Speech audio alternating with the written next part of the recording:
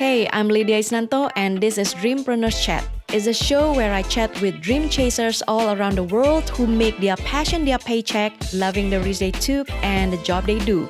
On this show, I chat with Heidi Thompson, who is a business and marketing strategist for wedding business owners at evolveyourweddingbusiness.com. My approach is much more on the individual level, really focusing on okay, who is this person? What is it that they value? What is it that they're really into? Why do they make the decisions they make? Because that's what underlies all sales and marketing. And if you can figure that out, it gets a lot easier. Heidi worked with all different types of wedding professionals to help them grow their business without going crazy in the process. For a self-made woman like me. Thank you so much for tuning in today. And again, we have another amazing lady. She is a business and marketing strategist for wedding business owners. I'm so glad to be able to have the time with you and chat with you finally, Heidi Thompson. Yes, thank you. Thank you so much for taking the time. I appreciate it. Tell us a little bit more about you and how did you start this business? Yeah, so this is kind of the culmination of a long and unplanned journey. Okay. So I started in events in college when I was doing nonprofit events, was getting people to come to fundraisers and things like that. And I loved the events world. I wanted to get involved in weddings, and I landed myself a position as an assistant wedding planner, which was amazing. And I loved it so much. And wedding planners have my eternal respect. But that's where I kind of realized that what I really liked about those events was the marketing side of things. I really liked, making those fundraising events a success and getting the people to them.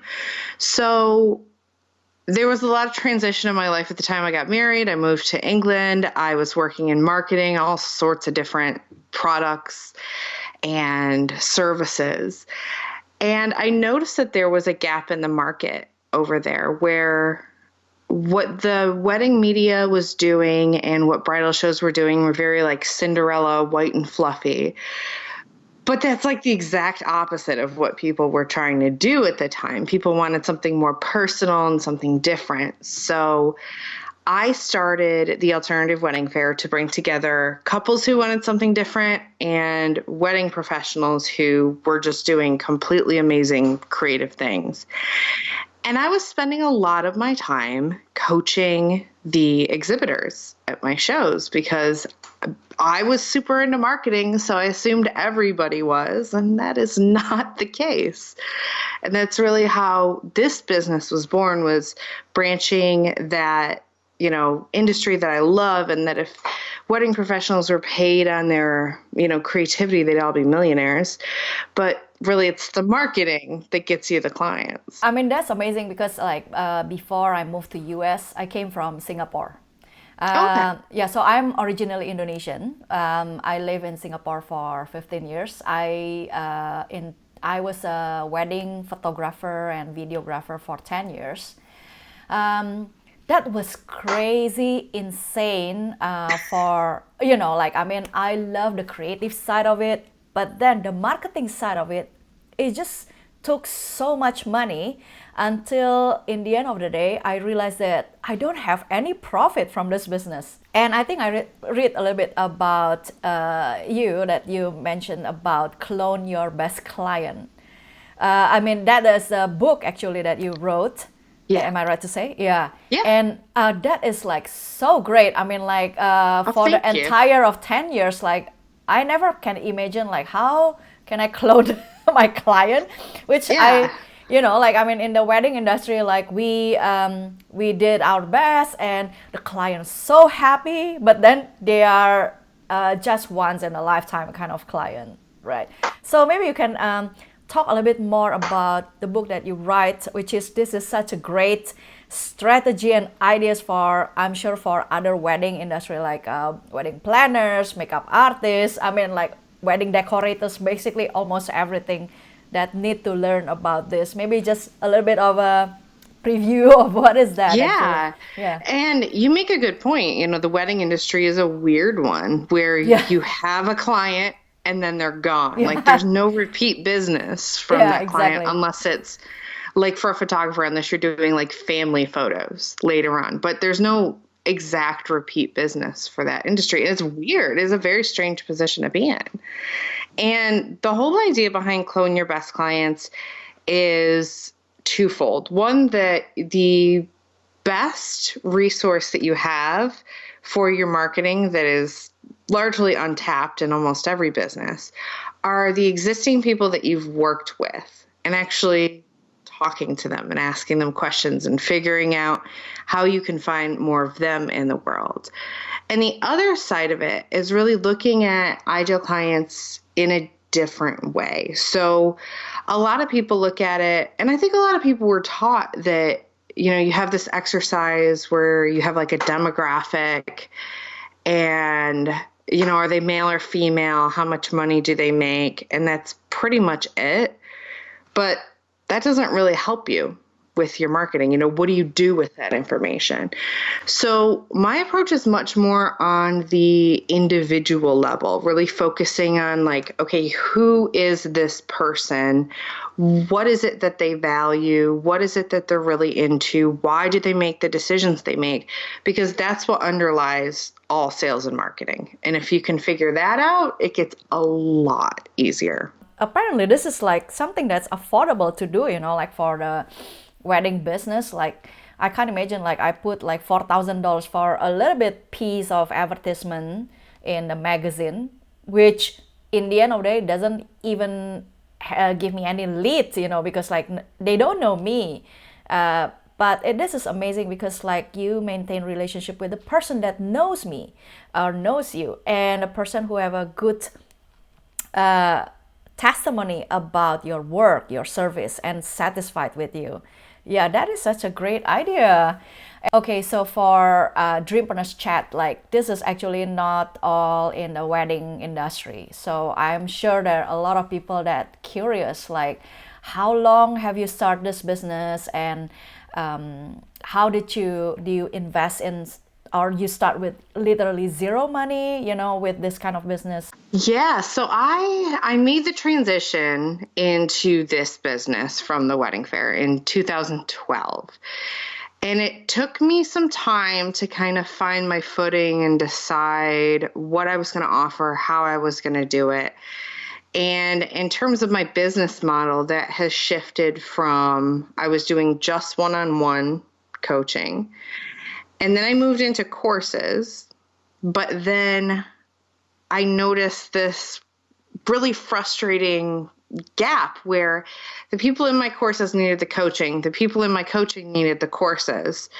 And I knew what was going to happen when someone got to the end of this course. I knew what the next problem was going to be because I had worked with enough people. And I didn't like that it was just like, okay, goodbye forever. I guess maybe I'll come out with another course on that.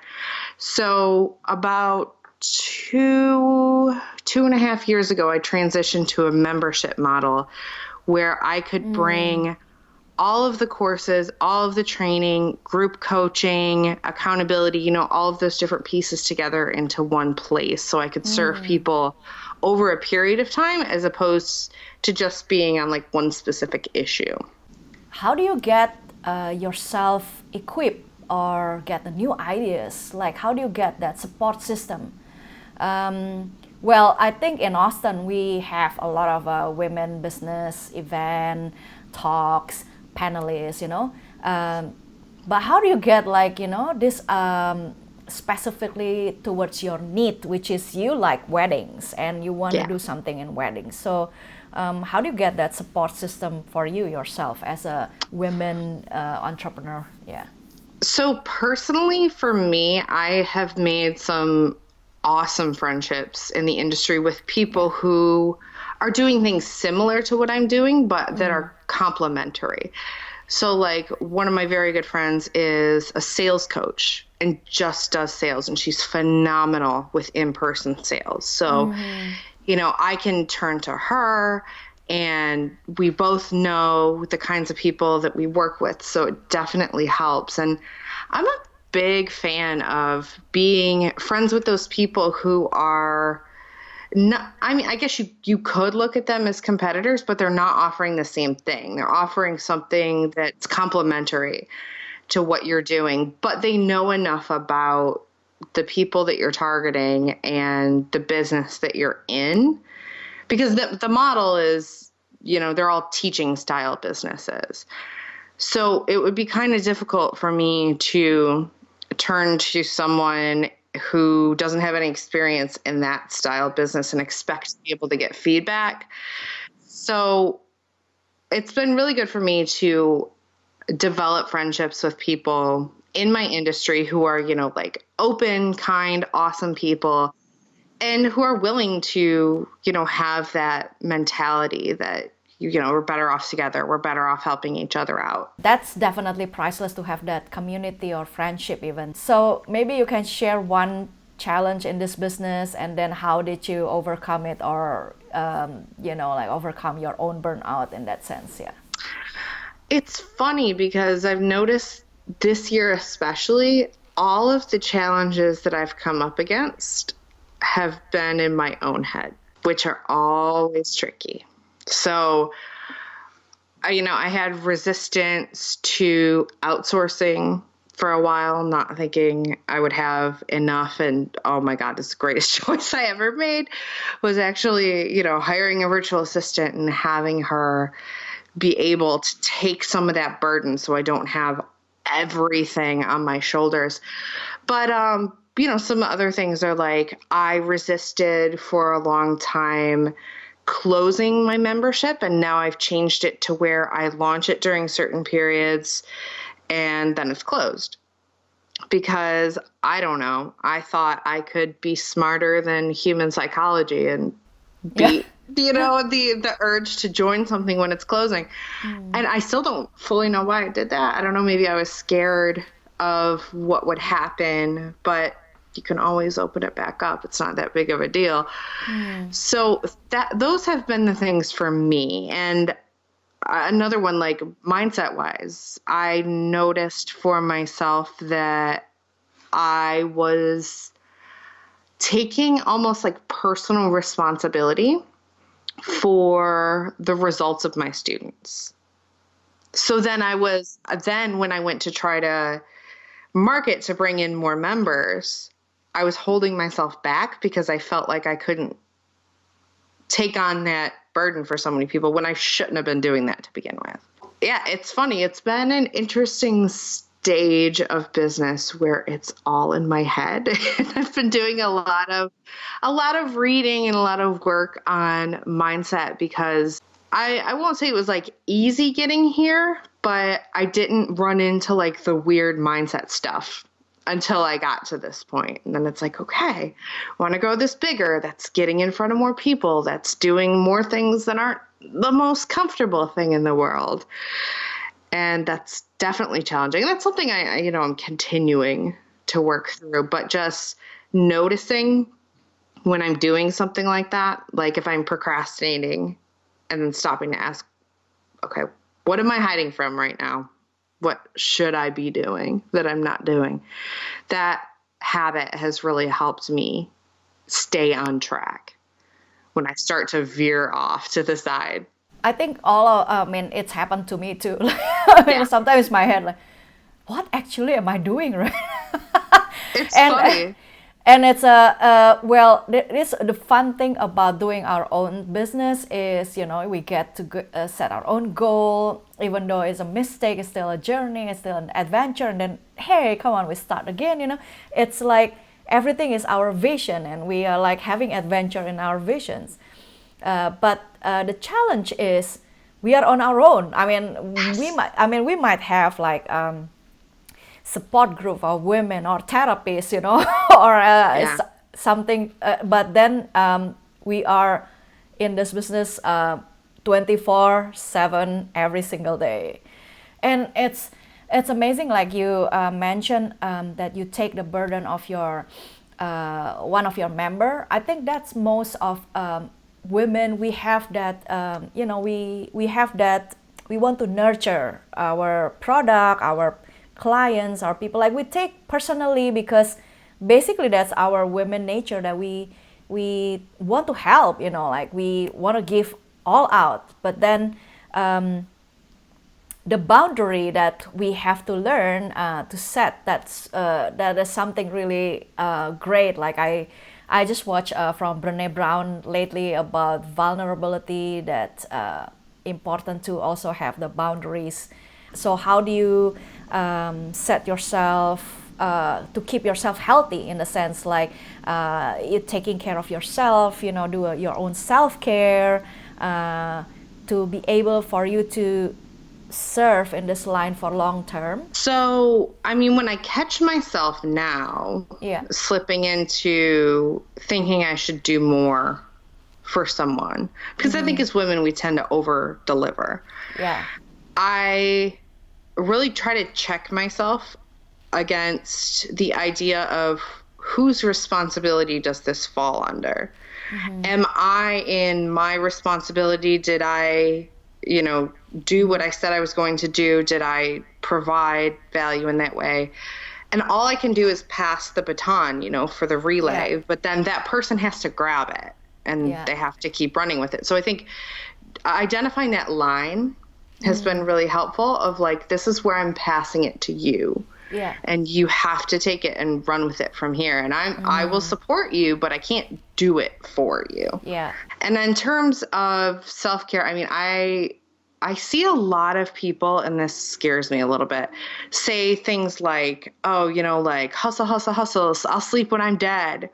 Like, I don't compromise my sleep for anybody, for anything. Like, no, that has to come first, because I will be a train wreck of a person and I will be useful to no one, including myself. It's that thing they tell you on planes. You have to put your mask on before you try to help anybody else. So for me, I think sleep and not feeling bad if I feel like, I just went to a workshop last week and I traveled up to LA for it. I'm in San Diego.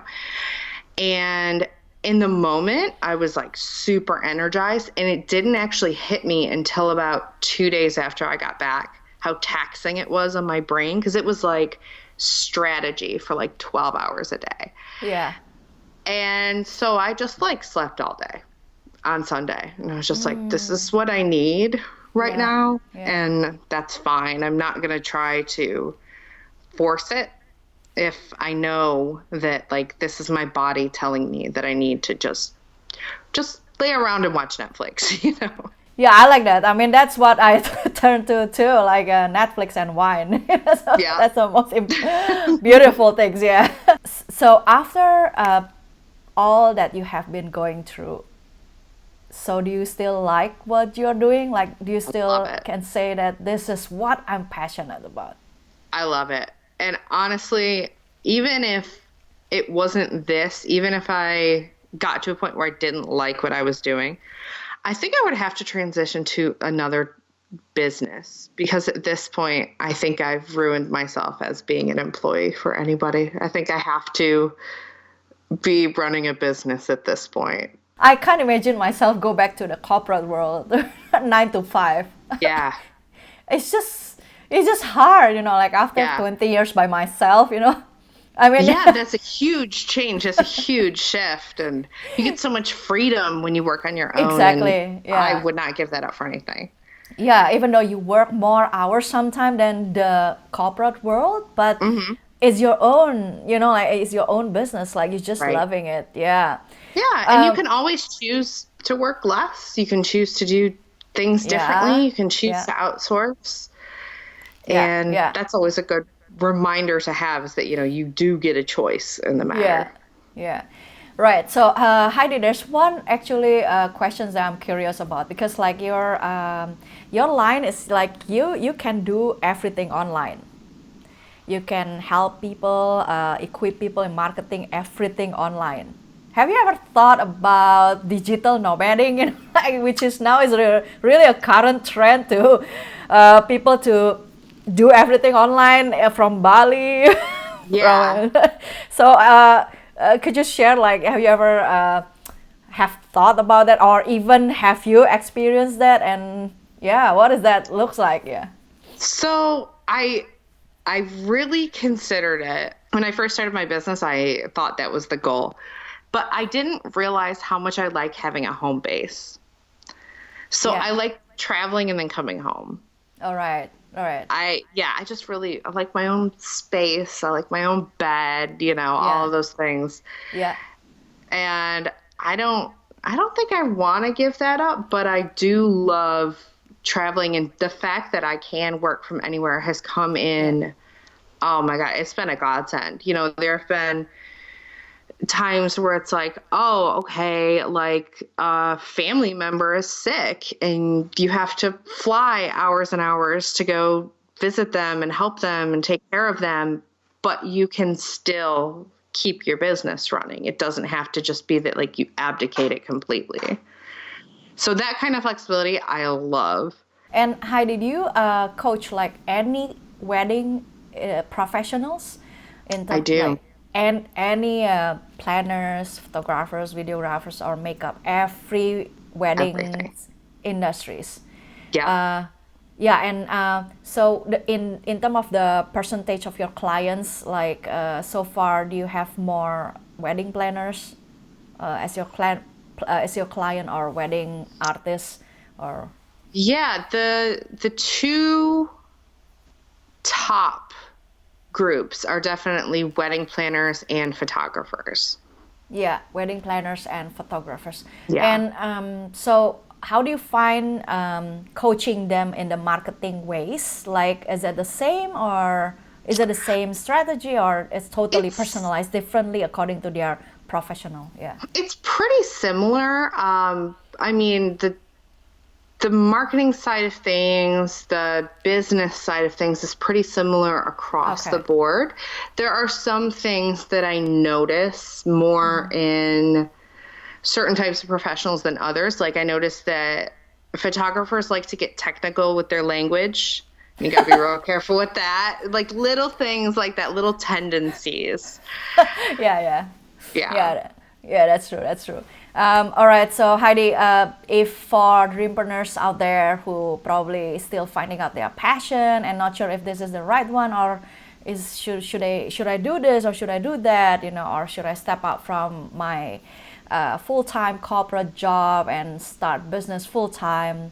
Any advice, any for dreampreneurs out there? So I think the quote, clarity what is it? Clarity comes from action. Clarity comes I from think I think action. I think Yeah, it's what yeah, it is. yeah. I think you can't figure out exactly what it is that you want to be doing until you're doing something. That's very So true. Yeah. I think a lot of times when we start things, we think that has to be, how it's going to be forever. And you're not making that commitment at all. You can change it at any time. So I would say definitely get started and start trying to figure out, okay, what do I want to do? Even just thinking about it in terms of like, what do I want to do first? And then, okay, maybe I don't love that, but I find another opportunity through doing that I would have never found had I not done the first thing. And then in terms of quitting and going all in, I am the kind of person who I would rather have the certainty. So like I stayed in my job for quite a while, and I don't think there's anything wrong with that. I don't think there's anything wrong with growing your business on the side, because the way that you look at your job changes, that becomes your funding source. You can afford to do things that you couldn't do if you were starting from absolute scratch. And you also don't have that like desperate feeling like, oh my God, I need to book somebody today or I'm not going to be able to eat. Like, I don't want anybody to be in that kind of a position, because especially if it's self-imposed, especially if you can avoid it. But I think you can definitely do two at once and kind of like scale it up and then make the decision. I mean, I've worked with people who have their business and never intend to leave their day job because they love it. So they just delegate a lot of stuff, and they're the ones handling the parts that they really enjoy doing. So there's a lot of ways to do it. You don't have to kind of try to jam yourself into one specific box. And I think it's a process of figuring out, what it is you want to do, how you like to work, because a lot of times the way we think we like to work is not at all what we actually like in reality. So I really think it's important to embrace that trial and error. I think that's probably the most important thing for someone beginning. What are the 3 things that you like the most in your Dreampreneur's journey? I mean, you are a Dreampreneur. You have so much courage, and you've done so much in your entrepreneurship. So what are the 3 things that you like the most with your lifestyle right now as a Dreampreneur? That's a good question. I like that. Freedom, definitely. Sleeping till noon. Oh, yes. Freedom. Because I've never been, and it's funny you mentioned sleep, I've never been a morning person, but when you work in the corporate world, you have to force yourself into that. Yeah. And I do my best strategic work in like the late afternoon, evening, night. And I can do that. And I can choose what days I work, and I can, even just something stupid like go grocery shopping on a Wednesday, and where it's dead and nobody's at the store. I love that. Yeah. Just the freedom that it affords, and knowing that I can do whatever it is that I want to do. I just have to figure out how to make it work. I am really in love with the impact that I've been able to have on other people. That's hugely important to me, because a big part of my mission is I want wedding and creative professionals to put their CEO pants on and, run their business from a point of power and be able to decide for themselves what it's going to look like, and not just let, whoever comes to them dictate what it is that's going to be. And then thirdly, I think probably the self-improvement side of things. I think entrepreneurship is like a guaranteed way to constantly be working on yourself and developing yourself. And I find that stuff really exciting and really enjoyable to see like what's coming, what's down the road, and what's possible. Thank you, Heidi. So Thank you. For Dreamers out there who want to get to know you more, so where can they find you and your podcast? So I have everything over at evolveyourweddingbusiness.com. My podcast is the Evolve Your Wedding Business podcast. And you can find the book on Amazon or at evolveyourweddingbusiness.com/clone. All right. You have Instagram too? I do. Evolve Your Wedding Business. Everything Evolve Your Wedding Business. Well, thank you so much, Heidi. I mean, this is so great talking with you. Thank you. This has been a lot of fun. Thank you so much for having me. For a self-made woman like me. This podcast is available on iTunes and other major podcast platforms. If you like this show, please subscribe and give your rating and review on iTunes. That means a lot to help the show keep going. You can also watch the video podcast series at youtube.com/Lydia Isnanto. See you on the next brand new chat. Until then, remember to share your story with someone, because you never know how one sentence of your life story could inspire others to rewrite their own.